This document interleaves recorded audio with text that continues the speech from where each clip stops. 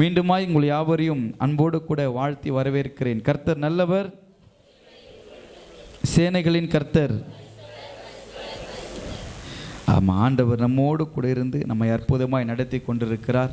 இந்த புதிய ஆண்டில் மீண்டுமாய் உங்கள் யாவரையும் மனமகிழ்ச்சியோடு அன்போடு கூட வாழ்த்தி வரவேற்கிறேன். அல்லேலூயா. கர்த்தர் இன்றைக்கு உங்களோடு பேசுகிற காரியம், ஆண்டவரே, இந்த புதிய ஆண்டிலே இந்த வருடத்தின் முதல் ஆராதனை வாக்குத்தத்தம் வார்த்தையாகவும் இருக்கணும். அதே சமயத்தில் என்னுடைய பிள்ளைகள் எந்த நிலைமையிலும் வெறுமையாய் போய்விடக்கூடாது, நீங்கள் அவர்களை தேற்றி பலப்படுத்தி நீங்கள் ஆசீர்வதித்து அனுப்பணும் அப்படின்னு சொல்லி ஜெபிக்கும் பொழுது கர்த்தர் கொடுத்த வார்த்தையை உங்களோடு கூட நான் வாசிப்போம். 1 நாளாகமம் 4ஆம் அதிகாரம் 10வது வசனத்தை நம்ம வாசிப்போம். யாபேஸ் இஸ்ரவேலின் தேவனை நோக்கி, தேவரீர் என்னை ஆசீர்வதித்து என் எல்லையை பெரிதாக்கி உமது கரம் என்னோடு இருந்து தீங்கு என்னை துக்கப்படுத்தாதபடிக்கு அதற்கு என்னை விலக்கி காத்தருளும் என்று வேண்டிக் கொண்டான். யாபேஸ் ஆண்டவரிடத்தில் இப்படியாக வேண்டிக் கொள்ளுகிறார், தேவரீர் உம்முடைய கரத்தினாலே என்னை நீர் ஆசீர்வதித்தீர், என் எல்லைகளை பெரிதாக்கினீர். அல்லேலூயா. கர்த்தர் இன்றைக்கு உங்களோடு பேசுகிற வார்த்தை தேவனுடைய கரம். அல்லேலூயா. கர்த்தருடைய கரம் நம்முடைய வாழ்க்கையில் எப்படிப்பட்ட நன்மைகளையும் எப்படிப்பட்ட ஆசீர்வாதங்களையும் எப்படிப்பட்ட பாதுகாப்பையும் கொடுக்கிறது என்பதை குறித்து தான் கர்த்தர் இன்றைக்கு உங்களோடு பேச போகிறார். யாபேஸ் என்கிற பெயருக்கு துக்கத்தின் மகன் என்று சொல்லி அர்த்தம். அவருடைய தாயார் அவர்களை கர்ப்பம் தரிக்கும் பொழுது, அவனை பெற்றெடுக்கும் பொழுது, இவனை துக்கத்தோடு பெற்றன் என்று சொல்லி அவனுக்கு யாபேஸ் என்று பெயரிடுகிறார்கள். ஆனால் கர்த்தர் தன்னுடைய சகோதரர்களை பார்க்கிலும் யாபேஸை ஆசீர்வதித்தார். அல்லேலூயா. யாபேசினுடைய எல்லைகள் ஆசீர்வதிக்கப்பட்டது. இந்த புதிய ஆண்டில் கூட கர்த்தர் உங்களுக்கு சொல்லுகிற காரியம், உங்களுடைய எல்லைகளை கர்த்தர் விரிவாக்க போகிறார், உங்களுடைய இல்லங்களை கர்த்தர் விரிவாக்க போகிறார். சின்ன வீட்டுக்குள்ளாக அடங்கியிருக்கிற உங்களுடைய வீடுகள் விஸ்தாரமாக்கப்பட்டு உங்களுடைய எல்லைகள் ஆசீர்வதிக்கப்பட்டு நீங்கள் பெருக போகிறீர்கள். கர்த்தரை யாபேசை போல கர்த்தரிடத்தில் வேண்டிக் கொள்ளுங்க, உம்முடைய கரத்தினால இதெல்லாம் ஆகணும். அல்லேலூயா. ஏன் யாபேஸ்க்கு இப்படி நடந்து, யாபேஸுடைய வாழ்க்கையில் ஏன் இதெல்லாம் நடக்குதுன்னா, யாபேஸோடு கூட கர்த்தருடைய கரம் இருந்தது. அல்லேலூயா. எத்தனை பேர் ஜெபிக்கும்போது, ஆண்டவரே உம்முடைய கரங்களில் என்ன கொடுக்குறேன்னு ஜெபம் பண்ணியிருக்கிறீங்க? அல்லேலூயா. நீங்கள் அப்படி ஜெபம் பண்ணிங்கன்னா உண்மையாகவே நீங்கள் அவருடைய கரங்களில் இருக்கிறீங்கன்னு அர்த்தம். ஆண்டவருடைய கரத்தில் இருக்கிறது பெரிய மகிழ்ச்சி. எவ்வளோ அன்புள்ள தெய்வம், எவ்வளோ மகத்துவமான தெய்வம். அவருடைய வார்த்தையினால் எல்லாவற்றையும் உருவாக்கினவர். அவருடைய கரத்தில் நீங்கள் இருப்பது எவ்வளோ பெரிய பாக்கியம். வேற எனக்கு எதுவுமே தேவையில்லை. இந்த உலகத்தினுடைய ஆஸ்திகள், வசதி, ஆடம்பரம், பதவி, புகழ், பேர், பணம் இதெல்லாம் தேவையில்லை. ஆண்டவரே உங்கள் கரத்தில் நான் இருக்கிறேன்னா அது போதும் எனக்கு. அந்த மனநிறைவு உங்கள் வாழ்க்கையில் ஆசீர்வாதத்தை, ஐஸ்வர்யத்தை கொண்டு வரும். அல்லேலூயா. எத்தனை பேர் அதை விசுவாசிக்கிறீங்க? இந்த புதிய வருஷத்தில், ஆண்டவரே எனக்கு பெருசாக வீடு கட்டணும்னு ஆசை இல்லை, இடம் வாங்கணும்னு ஆசை இல்லை, பணம் சம்பாதிக்கணும்னு ஆசை இல்லை, எனக்கு பதவி, பேர், புகழ் எதுவுமே எனக்கு பாருங்கள், என்றைக்குமே பதவின்றது நிரந்தரமானது கிடையாது. பதவியில் இருக்கும்போது நமக்கு அன்பு செலுத்துறவங்க, மரியாதை செலுத்துறவங்க நாட்களை விட்டு இறங்கின பிறகு அவங்க அடுக்கிறான்னுவாங்க. பதவி இருந்தாலும் இல்லாக்காட்டியும் ஒரு மனுஷனை எல்லாம் மதிக்கிறாங்கன்னா ஏன் தெரியுமா? அவங்க கூட கர்த்தருடைய கரம் இருந்தால் அந்த மனுஷனை எல்லாரும் மதிப்பாங்க. அல்லேலூயா. அதனால் பதவி இருக்கும் இல்லாமல் போயிடும், வசதிகள் இருப்போம் இல்லாமல் போயிடும். நான் கர்த்தருடைய கரத்தில் எப்பொழுதும் இருந்தேன்னா அந்த உலகம் என்னை பார்க்குற பார்வை வித்தியாசமாக இருக்கும். நான் கர்த்தருடைய கரத்தில் அலங்காரமான ராஜ முடியாய் நான் இருக்கும் பொழுது, கர்த்தருடைய கரத்தில் நான் இருக்கும் பொழுது, ஆண்டுடைய கரம் ஓங்கி இருக்குதுல்ல, அந்த கரத்தில் நீங்கள் உட்காந்துட்டு இருக்கிறீங்கன்னா, இப்போது ஒரு பிள்ளை நின்றுக்கிற பிள்ளைய விட்டுட்டு ஒரு அம்மா ஒரு பிள்ளை தூக்கின்னு இருக்குதுன்னா எல்லாருடைய கண்ணு எந்த பிள்ளை மேலே இருக்கும்? தூக்கி வச்சிருக்கிற குழந்தை மேலே தானே இருக்கும். நீங்கள் ஆண்டுடைய கரத்தில் இருக்கிறீங்கன்னா எல்லாருடைய பார்வை யார் மேலே இருக்கும்? உங்கள் மேலே தான் இருக்கும். அல்லேலூயா. நீங்கள் சொல்லணும், ஆண்டவரே உங்கள் கரத்தில் நான் இருக்கணும், ஆண்டவரே தூக்கி வச்சிங்க என்னை பத்திரமா உங்கள் கரத்தில் வைத்து கொள்ளுங்க. யாபேசினுடைய எல்லைகள் அவங்க அம்மாவே சொல்கிறாங்க, நான் துக்கமாக போயிட்டேன்டா, நான் பிறக்கும்போது படாத பாடுங்க. அவன் பிறக்கும்போது ஒரு வறுமை தான், ஒரு சாப்பாட்டு கூட வழி இல்லாத நிலைமை. இப்படி துக்கத்தில் அவனை பெற்றேன். ஆனால் பாருங்க, தன்னுடைய சகோதரர்களை பார்க்கிலும் யாபேசினுடைய எல்லை கர்த்தர் விரிவாக்கியதுக்கு ஒரே ஒரு காரணம், யாபேஸ் கர்த்தருடைய கரத்தில் இருந்தார். கர்த்தருடைய கரம் யாபேசோடு கூட இருந்தது. இன்றைக்கு உங்களோடு கூட கர்த்தருடைய கரம் இருக்கும் என்றால் உங்களுடைய எல்லைகளும், உங்களுடைய குடும்பங்களும், உங்களுடைய பிள்ளைகளும், உடைய எதிர்காலங்களும் ஆசீர்வதிக்கப்பட்டிருக்கும். அல்லேலூயா. முதலாவது, ஆண்டவருடைய கரம் இருந்தால் என்ன நடக்குதுன்னு சொல்லி பார்க்கும் பொழுது, முதலாவது காரியம், ஆண்டவருடைய கரம் ஒருமனப்படுத்தும். அல்லேலூயா. குடும்பங்களில் ஒரு மனம் உண்டாகணும், இல்லை? வேலையில் ஒரு மனம் உண்டாகணும், வியாபாரத்தில் ஒரு மனம் உண்டாகணும், நம்ம செய்கிற பணிகளில் ஒரு மனம் உண்டாகணும். எப்படி ஒரு மனம் உண்டாகும்னா, கர்த்தருடைய கரம் இருந்தால் தான் ஒரு மனம் உண்டாகும். இன்னைக்கு குடும்பங்களில் ஒரு முடிவு எடுக்க போகிறீங்க, இன்னைக்கு ஒரு தீர்மானம் எடுக்க போகிறீங்க. அதை ஒரு கணவன் சொல்லுகிறதை மனைவி என்ன பண்ணணும்? மனைவியும் பிள்ளைகளும் கீழ்ப்படிந்து கேட்கணும். பெற்றோர் சொல்லுகிறதை பிள்ளைகள் கேட்கணும். பிள்ளைகள் சொல்லுகிற காரியத்தை பெற்றோர்கள் கேட்கணும். அதுக்கு என்ன தேவைப்படுது? ஒரு மனம் தேவைப்படுது. அண்ணன் தம்பிக்குள்ள இடம் பிரச்சனை. அண்ணன் தம்பியா நீ கர்த்தருடைய பிள்ளையா இருந்து நீ எடுக்கிற முடிவு, ஆண்டுடைய கரத்திலிருந்து எடுக்கிற முடிவு உனக்கு ஒரு மனதை ஏற்படுத்தி உனக்கு சாதகமான முடிவு கர்த்தர் கொடுப்பார். அல்லேலூயா. உனக்கு இட பிரச்சனை எல்லாம் கர்த்தர் மாற்ற போறாரு. உங்களுடைய வீட்டு பிரச்சனைகள் எல்லாம் மாற்ற போறாரு. பேச்சுவார்த்தை இல்லாமல் இருக்கிறீங்களா? உங்களுடைய எல்லைகளில் பிளவு இருக்கிறதா? உங்களுடைய குடும்பங்களில் பிளவு இருக்குதா? சமாதானம் குறைவுபட்டிருக்குதா?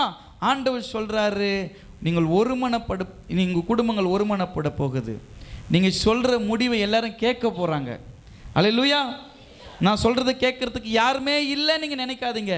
நீங்கள் சொல்கிறத இனிமேல் எல்லாரும் கேட்பாங்க. ஏன்னா நீங்கள் கர்த்தருடைய கரத்தில் இருக்கிறதுனால நீங்கள் சொல்கிறத என்ன பண்ண போகிறாங்க? கேட்க போகிறாங்க. அவர் என்னதான் சொல்கிறாரு கேட்பையா. நீ சொல்கிற வார்த்தையில் உன் குடும்பத்தில் ஒரு மனம் உண்டாக போகிறது. அல்லேலூயா. சில பேர் வந்து பேசுனாங்கன்னா ஒரு மனங்கிற என்ன ஆகிடும்? பிரிஞ்சிடும். சில பேர் வந்து பேசுனாங்கன்னா ஒரு மனமாக இருக்கிற குடும்பம் கூட பிரிஞ்சிடும். ஆனால் கர்த்தருடைய கரத்தில் இருக்கிற பிள்ளைகள் போய் நிற்கும் பொழுது அந்த இடத்துல ஒரு மனம் உண்டாகிறது. யூனிட்டி, ஒற்றுமை உண்டாகிறது. ஒரே விஷயம். எப்பவுமே என்னுடைய மனைவி என்னை பார்த்து ஆச்சரியப்படுற ஒரே ஒரு காரணம் என்ன தெரியுமா? எப்படி நான் நினைச்ச மாதிரியே பண்ணியிருக்கிறீங்களே அப்படின்வாங்க. நான் எப்பவுமே அவங்கள பார்த்து அதிர்ச்சி அவர் ஒரு விஷயம் தெரியுமா? நான் நினைக்கிற மாதிரியே பண்றாங்க அப்படியே. அதுதான் ஒரு மனம். அல்லேலூயா. நான் நினைக்கிற மாதிரி எதுவுமே பண்ணல பிரதர். என் மனைவி ஐயாவுக்கு நடக்குது, எனக்கு நடக்கலையே. தேவனுடைய கரத்தில் இருங்க பிரதர். உங்கள் மனைவி நீங்கள் எதிர்பார்த்தது போலவே செய்வாங்க. உங்கள் பிள்ளைங்க நீங்கள் எதிர்பார்த்ததே போலவே செய்வாங்க. அதிகாரத்தினால, ஆளுகையினால, திமிர்னால அடக்கி ஆளும் நினைக்காதீங்க. ஜபத்தினால, கர்த்தருடைய கரத்தில் இருக்கிறதுனால பிள்ளைங்களுக்கு சொல்லுங்க, எங்கள் அப்பா தேவனுக்கு பயந்த ஒரு மனிதன், என் தாயார் தேவனுக்கு பயந்தவர்கள், அவருடைய வார்த்தைக்கு செவி கொடுக்கணுன்ற உணர்வை பிள்ளைகளுக்கு கர்த்தர் கொடுப்பார். என் கணவர் கர்த்தருக்கு பயந்தவர் என்கிறதை மனைவி உணர்ந்து உங்களுக்கான காரியங்களை நீங்கள் சொல்வதற்கு முன்பதாகவே அவர்கள் செய்வார்கள். உங்களுடைய கணவர்கள் நீங்கள் கர்த்தருக்கு பயந்த மனைவி என்பதை உணர்ந்து நீங்கள் அவரோடு கூட போய் போராடாதீங்க, அவரோட கூட போய் தர்க்கம் பண்ணாதீங்க, அவரோடு கூட போய் வாக்குவாதம் பண்ணாதீங்க. நான் கர்த்தருடைய கரத்தில் இருக்கிறேன் என்றால் அவர் கொடுக்கிற எல்லா முடிவும் என் குடும்பத்துக்கு ஒரு மனதை உண்டாக்கும், அவர் விரும்புகிறதை போலவே செய்யட்டும் என்று அவர்கள் சொல்லிவிடுவார்கள். அல்லேலூயா. உங்கள் வாழ்க்கையில் கர்த்தர் அப்படி செய்ய போகிறார். ஒரு மனம் உண்டாகும். இந்த இடத்துல கர்த்தருடைய பிள்ளைகள் துக்கித்து திரிந்து கொண்டிருக்கிறாங்க. அவங்களுக்குள்ள ஒரு மனம் இல்லை. ஊழியக்காரர் சொல்லும் பொழுது கேட்க மாட்டுறாங்க, அவர் வார்த்தைக்கு செவி கொடுக்க மாட்டுறாங்க. ஒரு அம்மா 7 பிள்ளைகளை பெற்று அந்த பிள்ளைகள் எல்லாம் ஒரே வரிசையில் உட்கார வச்சு அவங்களுக்கு ஒன்றா சாப்பாடு போட்டு ஒன்றா உட்காந்து சாப்பிடுங்க அப்படி வளர்த்த அம்மா அந்த பிள்ளைங்களுக்கெல்லாம் திருமணம் செய்து கொடுத்த பிறகு ஒவ்வொரு பிள்ளைகளும் ஒவ்வொரு இடத்துல பிரிஞ்சு போயிடுச்சுன்னா அந்த அம்மா அந்த அம்மா தனியாக இருக்கும்போது என்ன யோசிக்கும்? ஒன்றா வளர்த்தங்க, ஒன்றா உட்கார வச்சு சாப்பாடு போட்டேங்க, ஒன்றா இருந்து என்ன பார்ப்பாங்கன்னு பார்த்தேன். ஒன்று ஒரு தனித்தனியாக இருக்குது. 6 மாதம் என்னை தொத்தி அடிக்குது. 6 மாதம் அங்கே போன்று 6 மாதம் இங்கே வந்து இன்னா வாழ்க்கைங்க. நான் 7 பேரையுமா தனித்தனியாவா பார்த்தேன்? 7 பேரையும் ஒன்றா தானே பார்த்தேன். ஆனால் என்னை மட்டும் ஏன் வேறு மாதிரி பார்க்குறாங்க? நான் சொல்கிறேன் பாருங்கள், இனிமேல் உங்களுக்கு அப்படிப்பட்ட நிலைமை கிடையாது. கர்த்தருடைய கரத்தில் நீங்கள் இருக்கிறதுனால. இங்கே 2 நாளாகவும் 30ஆம் அதிகாரம் 12ஆம் வசனத்தில் ஒரு மனம் வராமல் இருந்தது. தேவனுடைய கரத்தினால் அவங்க ஒருமனப்படுகிறார்கள். நம்ம வாசிப்போம். 2 நாளாகவும் 30ஆம் அதிகாரம் 12வது வசனம்.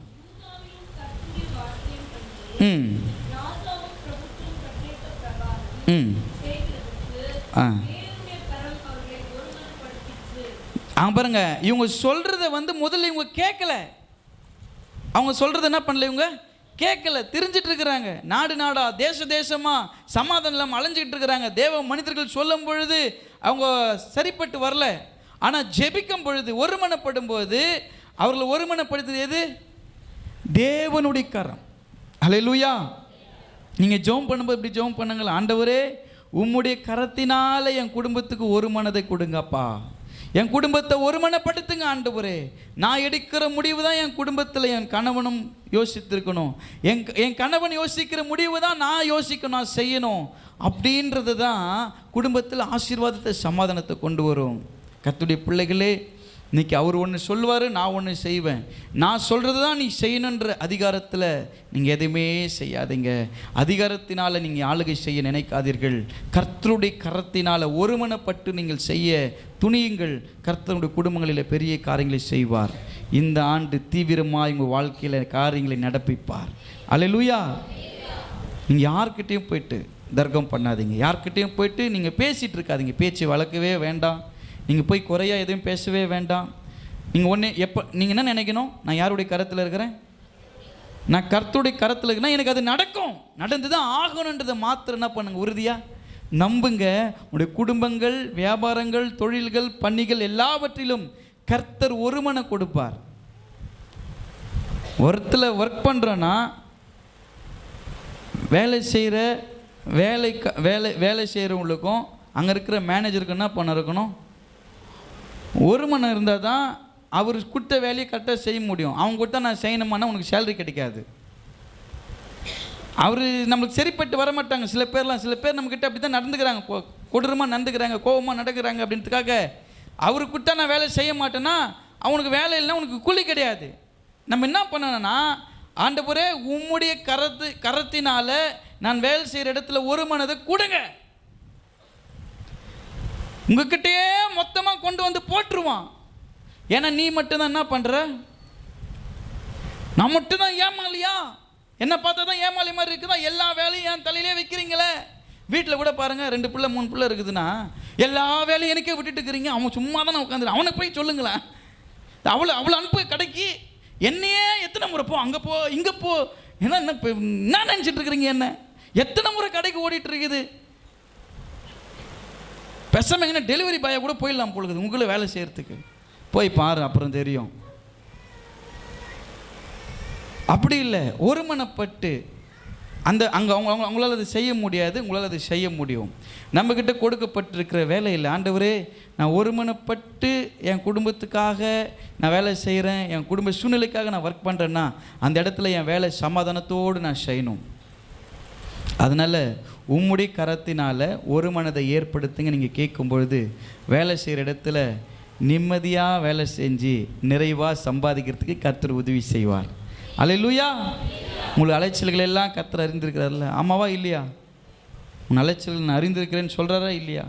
உங்கள் அலைச்சல்லாம் அவருக்கு தெரியும். அதனால் நீங்கள் சோர்ந்து போகாதீங்க.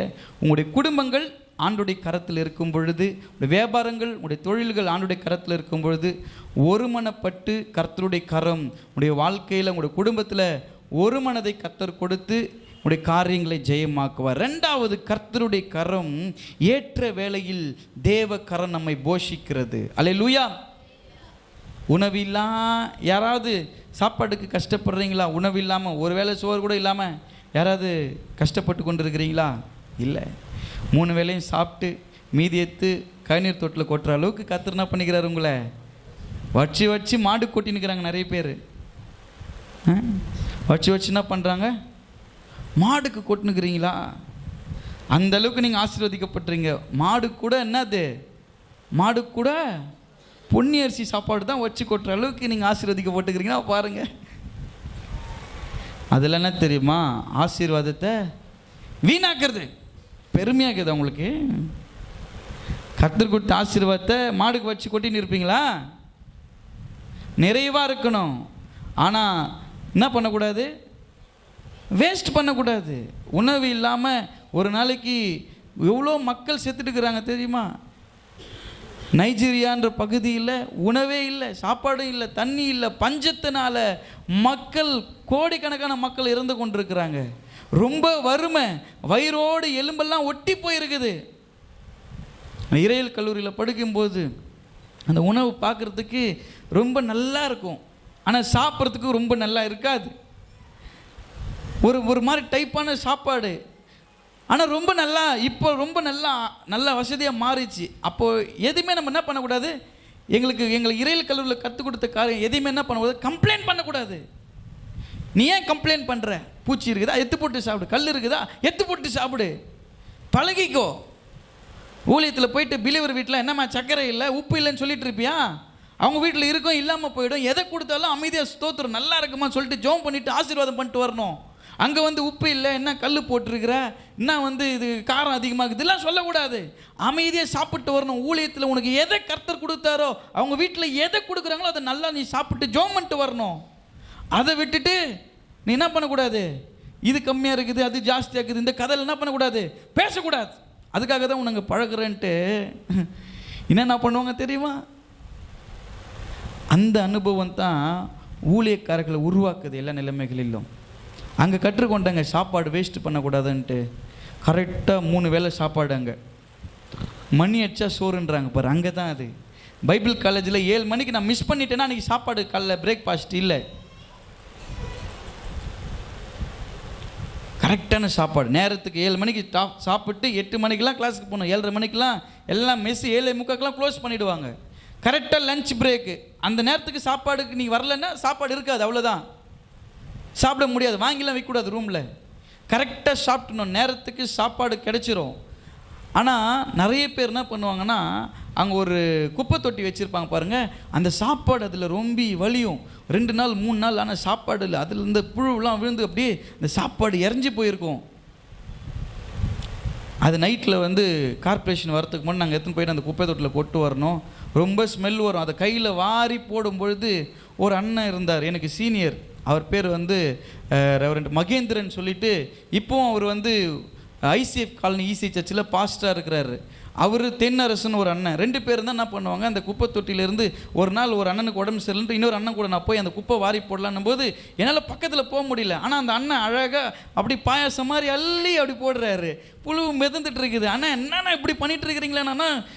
என்னப்பா என்னண்ணா ஸ்மெல் அடிக்குது? நம்ம சாப்பிட்ற சாப்பாடு தான்ப்பா, எங்கெல்லாம் வேஸ்ட் பண்ணி கொட்டிட்டு போயிடுறாங்க. எல்லாருமே நம்ம யாருமே எடுக்கணும்னு விட்டுட்டுனா அது அங்கேருந்து ஆறி போயிடும். இந்த சாப்பாடு இல்லாமல் எத்தனை பேர் கஷ்டப்பட்டுன்னு இருக்கிறாங்க. அன்றைக்கி அந்த அண்ணன் சொன்னார், நான் இது வரைக்கும் ஒரே ஒரு முறை கூட வேஸ்ட்டாக அந்த டஸ்ட்பினில் சாப்பாடு போட்டதே கிடையாதுப்பா. எனக்கு ரொம்ப சந்தோஷமாக இருந்துச்சு. அன்றைக்கி நானும் முடிவு பண்ணேன், இந்த அண்ணனே ஒரு வேளை கொஞ்சம் சாப்பாடு மீந்தது கூட என்ன பண்ண மாட்டார், டஸ்ட்பினில் போட மாட்டார். காய் கறி எது கொடுத்தாலும் சாப்பிட்டு தட்டு க்ளீனாக எடுத்து வந்து கழுவார்.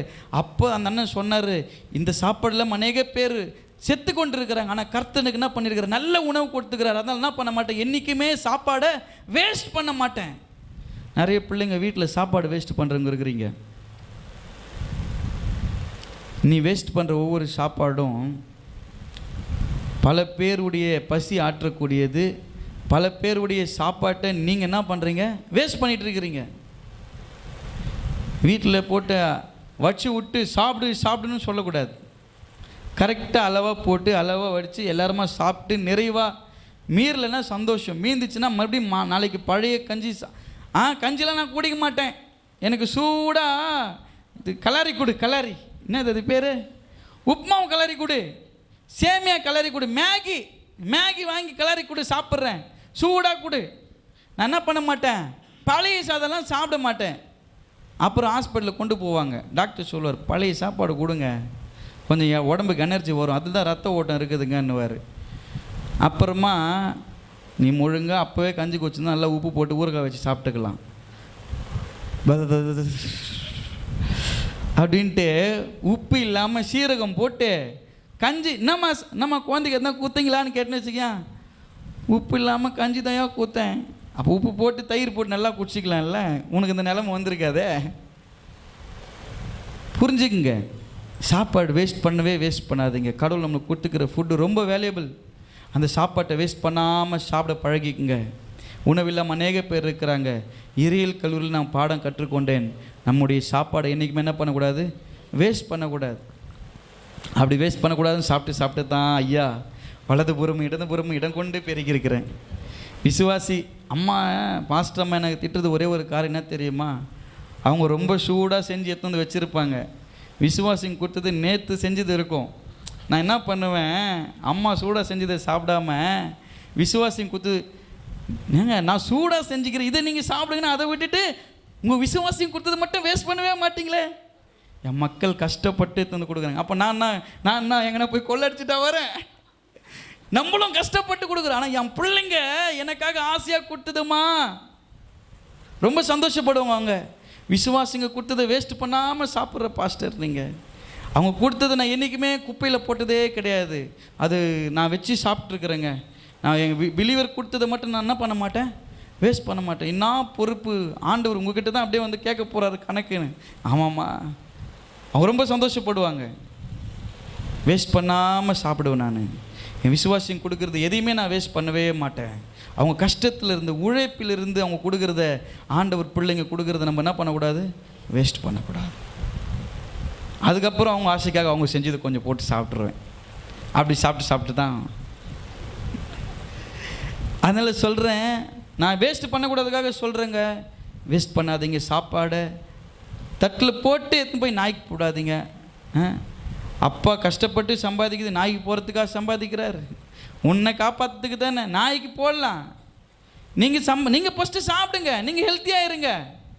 வீட்டில் பார்த்தா நாய் எல்லாம் நல்லா ஆரோக்கியமாக இருக்கும், பழுணும். ஆனால் வீட்டில் இருக்கிற குழந்தை சோத்துறையா சத்தமாக பேசுமானா நாய் கத்தும், ஓ ஓ ஓன்னு கத்தின்னு இருக்கும். சோத்துறையா என்னம்மாண்ணா அம்மாண்ட கேட்டால் சரியாகவே சாப்பிட மாட்டுது ஐயா, நாய்க்கு போடுது. இப்போ தான் தெரியுது ஏன் நாய் நல்லா கத்துதுன்ட்டு. உனக்கு இருக்கிற சத்தெல்லாம் நாய் குத்து, நாய் நல்லா ஸ்ட்ரென்த்தாக இருக்குது. 5 வருஷம் வாழ வேண்டியது 10 வருஷம் வாழுது. நீ ஏன் சாப்பிட மாட்டுற? நாளுக்கு நாள் பலவீனப்படுறதுக்குன்னா காரணம் நீ சரியாக சாப்பிட்றதில்ல. ஏன்னா ஏற்ற நேரத்தில் கர்த்தர் என்னை போஷிக்கிற தெய்வமாக இருக்கிறாரு. அல்லேலூயா. அவருடைய கரம் என்னை போஷிக்கிறது. அப்படின்னும் போது நீங்கள் சாப்பாடு என்ன பண்ணக்கூடாது, வேஸ்ட் பண்ணாதீங்க. தயவு செஞ்சு வேஸ்ட் பண்ணாமல் சாப்பிடுங்க, கீழே இறக்காமல் சாப்பிடுங்க. குழந்தைங்களுக்கு தெரியாது, அடிக்காதீங்க. ஆனால் வளர்ந்த பிள்ளைங்க புத்தி உங்களுக்கு நல்லா தெரியும், வேஸ்ட் பண்ணக்கூடாதுன்ட்டு. நீங்கள் ஒரு வேளை சாப்பாடு நீங்கள் எடுத்துன்னு போய் கீழே கொட்டுறீங்கன்னா அது பெரிய சாபங்க, பெரிய சாபம். அன்றைக்கி உங்கள் அப்பா சொல்லுவார், இந்த சாப்பாடு இல்லாமல் ஒரு நாளைக்கு கஷ்டப்பட போகிற பாருன்னு. அன்றைக்கி புரியாது, உனக்கு புரியும். எனக்கு தெரியுமா, பைபிள் காலேஜுக்கு போகிறதுக்கு முன்னாடி உப்பு இல்லாமல் சாப்பிட எனக்கு கோவம் வரும். எங்கள் அம்மா ஒரு நாள் சாப்பாடு போடுறாங்க, நைட் ஷிஃப்ட்டு போயிட்டு வரேன், சாப்பாடு போட்டு வைக்கிறாங்க, சாப்பிட்றேன், உப்பே இல்லை சாப்பாடில். என்ன சாப்பாடு செஞ்சுக்கிறேன் விசிறி வச்சு பாருங்க, சாப்பாடெல்லாம் வீடெல்லாம் கொட்டிச்சு. அந்த நேரம் பார்த்து எங்கள் அப்பா வந்துட்டு ரொம்ப பயந்துட்டேன். ஐயோ இவர் வேறு வந்துட்டார். இந்த நேரம் பார்த்து அம்மா கிட்ட தான் நம்ம வீராப்பெல்லாம் காட்டுவோம், அப்பா வந்து நின்றுட்டாரேன்னு. அவர் எதுவுமே சொல்ல, எப்பவுமே நல்லா கோவப்பட்டு அடிப்பார். அன்றைக்கின்னு பார்த்து, தம்பி உப்பு இல்லாமே சாப்பிட்ற ஒரு நாள் உனக்கு வரும், அன்னைக்கு இதை நினச்சிக்கோ. இந்த சாப்பாடு சாப்பிட்றதுக்காக தான் இவ்வளோ நைட்டுக்கும் கஷ்டப்பட்டு சம்பாதிக்கிறோம். இந்த சாப்பாடை நீ வேணான்னு உதாசீனப்படுத்தி உப்பு இல்லைன்னா உப்பு போட்டுக்க வேண்டியது தானே அப்படின்னாருங்க. என்ன நேரத்தில் சொன்னாரே தெரில. 2 வாரம் கழிச்சு பைபிள் காலேஜுக்கு போனேன் பாருங்க, 4 வருஷம் உப்பு இல்லாமல் தான் சாப்பிட்டேன். உப்பு இல்லாமே சாப்பிட்டு பழகிட்டேங்க. அப்புறமா வீட்டுக்கு போனால் எங்கள் அம்மா சாப்பாடு, பையன் வந்துக்கிறானே ஹாஸ்டலில் இருந்துன்ட்டு நல்லா மட்டன்லாம் வாங்கி செஞ்சுருக்கிறாங்க, பீஃப் பிடிக்குமே பீஃப்லாம் வாங்கி செஞ்சுருக்கிறாங்க, எல்லாம் நல்லா செஞ்சுட்டு உப்பு போடாமல் விட்டுக்கிறாங்க. எனக்கு வாசனையே அவ்வளோ நல்லா இருந்துச்சு பாருங்கள். எனக்கு நான் எங்கள் அம்மா ஆசையாக செஞ்சு கொடுத்தாங்களேன்ட்டு நானும் நல்லா சாப்பிட்டேன். ஏன்னா பைபிள் கதை சாப்பிட்டு சாப்பிட்டு பழக்கமாயிட்டனால உப்புக்கிறதும் தெரில, சக்கரைக்கிறதும் தெரில. ஏன் பாட்டுன்னு சாப்பிட்டு முடிச்சுட்டு ஃபஸ்ட்டு சாப்பாடு கிடைக்குதா டைமுக்கு நம்ம நல்லா சாப்பிட்டோம். சாப்பிட்டு இதை போய் உக்காந்துட்டேன். அவ்வளோதான். எங்கள் அம்மா என்ன பண்ணாங்க, சரி அப்பா வரத்துக்கு நேரமாக வந்துச்சு, அவங்க போட்டு சாப்பிட ஆரம்பித்தாங்க. சாப்பிடும்போது அவங்க கண்ணு கலங்குது. ஏன் அம்மாவுக்கு ஒருவேளை காரம் போட்டுக்கிறாங்களோ, நம்மளுக்கு காரம் கரெக்டாக இருக்குது போலகுது, அம்மாவுக்கு அதிகமாக இருக்குது போலகுதுன்ட்டு அழுதுகினே சாப்பிட்டு முடிச்சுட்டு கை கழுவிட்டு சாப்பாடை ஓரமாக வச்சுட்டு வந்துட்டாங்க. என்னம்மா ஆச்சு நம்புற? ஏன்ப்பா உப்பே இல்லாமல் துண்டுக்கிறியப்பா, நீ எப்படிப்பா சாப்பிட்ட? நீ உப்பு இல்லைன்னா உனக்கு கோவம் வருமேப்பா, நீ உப்பு இல்லாமல் சாப்பிட்டுக்கிறே, இவ்வளோ நல்லா செஞ்சு உப்பு போட மறந்துட்டுக்கிறேன், நீ அது சொல்லாமல் அமைதியாக சாப்பிட்டு எழுந்துட்டுக்கிறியே சாமி அப்படின்னாங்க. நான் சொன்னேன், எங்கேயோ ஒரு முரளி மாஸ்டர் உப்பு இல்லாமல் போட்டு தான் தினமும் சோறு போடுறாரு, அதையே தினமும் அமைதியாக சாப்பிட்றேன். அப்பா அன்றைக்கே சொன்னாருமா, இன்றைக்கி உப்பு இல்லாமையே சாப்பிட பழகிக்கணுமா. அவ்வளோதான் லைஃப், அவ்வளோதான் வாழ்க்கை, அவ்வளோதான். என்ன இருக்குது? உப்பு இல்லைன்னா கோவப்படுறது. நான் உனக்கு குழம்பு செய்ய தெரியல, இந்த அம்மா ரொம்ப நல்லா செய்யும், அப்படியே நீ நின்று செஞ்சு பாரு. என்னைக்காவது அப்பா அம்மாவுக்கு சாப்பாடு செஞ்சு போட்டுக்கிறீங்களா? நீ செய், சாப்பாடு மட்டும் வடிப்பேன். என்னம்மா உனக்கு என்னம்மா செய்ய தெரியுன்னு கேட்டால் நம்ம சர்ச்சில் ஒரு பாப்பா கிட்ட சுத்தண்ணி வைப்பேன், ஏன் நல்லா நல்லா வெய்மா சுத்தண்ணி வச்சுன்னு போகிற இடத்துல சுத்தண்ணி மட்டும் வச்சு கொடு, ரொம்ப நல்லா இருப்பேன். சுத்தண்ணி வைக்க தெரியும், வேற என்ன தெரியும்? டீ போட தெரியுமா? தெரியாது. பால் கொதிக்க வைப்பேன், அது சுத்தண்ணி ரெண்டு ஒன்று தானே. பால் கொதிக்க வைக்கிறதுலாம் ஒரு வேலையா? ஒரு டீயும் போட தெரியல, ஒரு காப்பியும் போட தெரியல, தக்காளி சட்னியாவது செய்வியாமான்னு எதுவும் தெரியாது ஐயா. சாப்பிடுவேன், நல்லா சாப்பிடுவேன்யா, சந்தோஷம் குழந்தைக்கு. நல்லா சாப்பிடுவேன், கறி சாப்பிடுவேன், மீன் சாப்பிடுவேன், முட்டை சாப்பிடுவேன், எல்லாம் சாப்பிடுவேன். ஆனால் செய்வியானா செய்ய தெரியாது. அம்மா செய்வாங்க, அம்மா தான் சூப்பராக செய்வாங்க. ஆனால் அப்பா வந்தாப்பா அம்மா சரியாகவே செய்ய மாட்டேதுப்பா, டைவர்ஸ்ட் பண்ணுறப்பா, திமிரு சாப்பாட்டுக்காக. சங்கீதம் 104:28,